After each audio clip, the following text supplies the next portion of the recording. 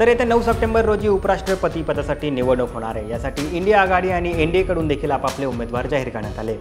तर एनडीएकडून महाराष्ट्राचे राज्यपाल सी.पी. राधाकृष्णन यांना उमेदवारी देण्यात आली आहे। तर इंडिया आघाडीकडून बी. सुदर्शन रेड्डी हे निवडणुकीच्या रिंगणात उभे आहेत। तर संसदेच्या दोन्ही सभागृहामध्ये 782 सदस्य आहेत। त्यात उपराष्ट्रपती पदाची निवडणूक जिंकण्यासाठी 392 खासदारांचा पाठिंबा आवश्यक आहे। सध्या लोकसभेमध्ये 542 खासदार आहेत, तर राज्यसभेमध्ये 240 खासदार आहेत। आकडेवारीनुसार एनडीएला 427 खासदारांचा पाठिंबा आहे, तर विरोधी पक्षाला 355 खासदारांचा पाठिंबा आहे। एनडीएकडे 293 लोकसभा खासदार आहेत, तर 134 राज्यसभा खासदार आहेत। तर विरोधी पक्षाकडे 249 लोकसभा खासदार आहेत आणि 106 राज्यसभा खासदार आहेत। म्हणजेच काय, तर 355 खासदार हे इंडिया आघाडीकडे आहेत।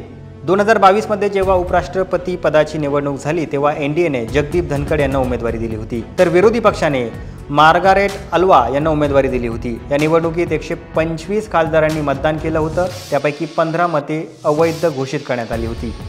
जगदीप धनखड यांना 528 मतं मिळाली होती, तर अल्वा यांना फक्त 182 मतं मिळाली होती। तर तुम्हाला ही माहिती कशी वाटली आम्हाला नक्की कळवा आणि जास्तीत जास्त लोकांपर्यंत हा व्हिडिओ शेअर करा आणि पाहत रहा एबीपी माझा।